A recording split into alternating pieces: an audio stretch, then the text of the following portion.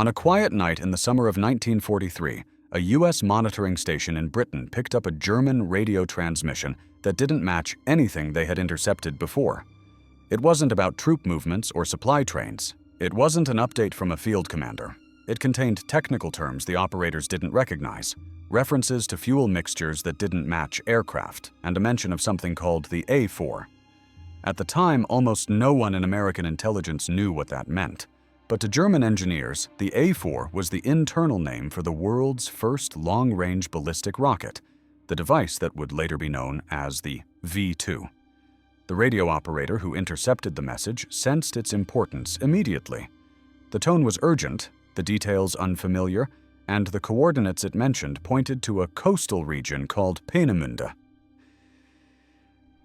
The Americans didn't know it yet, but Peenemünde was the heart of Germany's secret weapons research program, a place where thousands of specialists were working to create the first weapon capable of traveling into the edge of space before descending onto a target hundreds of miles away. At this stage in the war, most Allied leaders believed they had a good understanding of Germany's capabilities. They knew Germany was producing advanced aircraft, armored vehicles, submarines, and heavy artillery.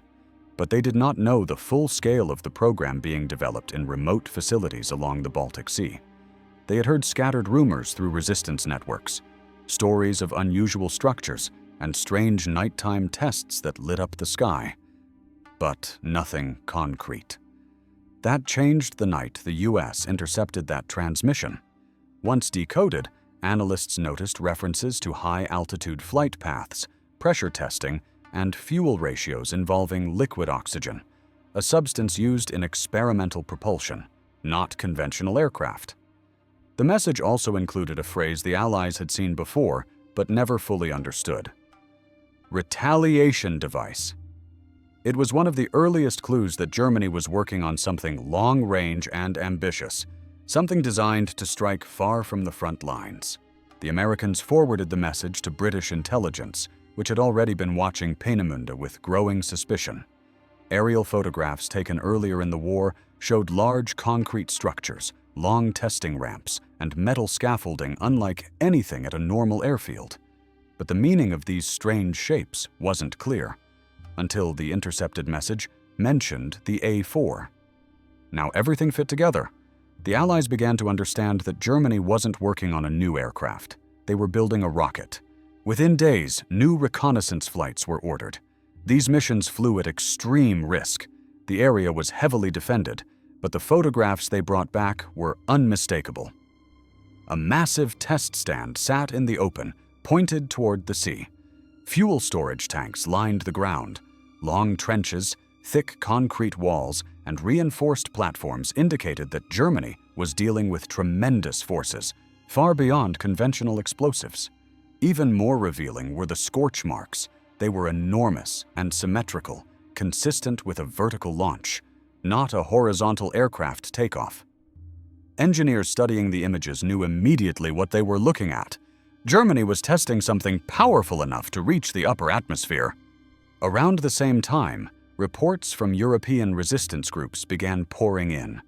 People living near the research site described violent shockwaves in the middle of the night. Windows rattled. Livestock panicked.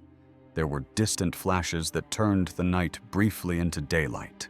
Fishermen offshore reported thunderous noise that seemed to come from underground. Nobody knew exactly what Germany was testing, but everyone agreed it was something unprecedented.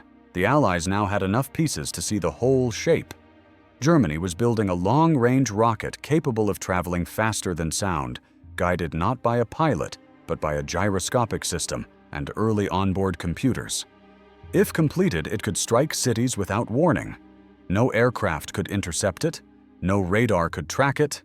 It would rise vertically, arc into the edge of space, and descend at tremendous speed.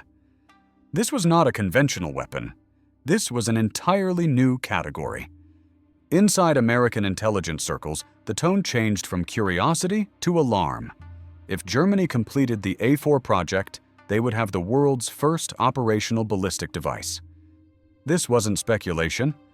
It was supported by photographs, radio intercepts, and reports from the ground. And then, in early 1943, something happened that confirmed every fear. Fragments of an unexplained device washed ashore in neutral Sweden. Local authorities recovered pieces of metal and strange wiring that didn't match any known aircraft. When the fragments were secretly shared with the Allies, their engineers were stunned. The materials showed signs of extreme heat, far beyond what any aircraft engine produced. The shaping of the fragments suggested they had come from a streamlined, fast-moving object that traveled at unusual altitude. This was physical proof the Germans were not only designing rockets, they were testing them. American analysts now had enough evidence to brief senior leadership. The conclusion was clear. Germany was building the V-2, a weapon that used liquid fuel propulsion, reached speeds of over 3,000 miles per hour, and could strike distant targets without any possibility of interception. If Germany produced these in large numbers, they could launch them from coastal bases and hit British cities at will. More concerning was the long-term implication. If Germany built a larger version, it could be adapted for even longer ranges. The US believed, correctly, that Germany's engineers were already planning scaled-up versions even before the first operational model was perfected.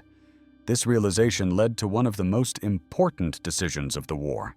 The Allies knew they had to disrupt Peenemünde before the rocket program reached full production. British and American planners cooperated on a massive air attack designed to cripple the research center. The mission was risky, incredibly complex, and required precise timing, but the stakes were too high to ignore. When the operation was launched, hundreds of aircraft crossed the coast and headed toward the Baltic.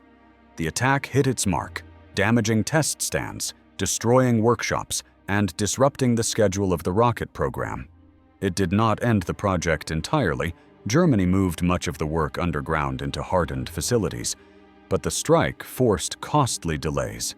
Those delays mattered more than anyone realized at the time. While the Allies bought themselves time, German efforts continued in secret. Intelligence intercepts from later in the year mentioned relocation efforts, underground assembly halls, and new fuel depots. The US realized that Germany was pushing the rocket project deeper into fortified mountain sites to shield it from further attacks. Then, late in 1944, Germany's rocket program reached its operational phase. For the first time in history, a ballistic device launched from the European mainland soared upward, left the atmosphere, and descended on a major city with no warning and no sound until the moment of impact. It was the beginning of a new era in warfare, a weapon that traveled too fast to intercept and too high for conventional defenses. All of this had been set in motion the night the US intercepted that seemingly minor radio transmission. Without that clue, and the chain of investigations it triggered, the Allies might not have discovered the scale of Germany's program until it was far too late. In the end, the V-2 rocket did not change the outcome of the war. Its production began too late and consumed far too many resources. But strategically, it marked a turning point in technology. It proved that rockets were no longer theoretical. They were real, operational, and capable of reaching the edge of space. After the war, both the US and the Soviet Union raced to capture German documents and hardware, which directly led to the rise of modern missile programs and eventually space exploration. And it all began with a quiet radio operator on a quiet night, listening to a transmission he almost didn't recognize. The night the US first realized that Germany was building the world's first true superweapon.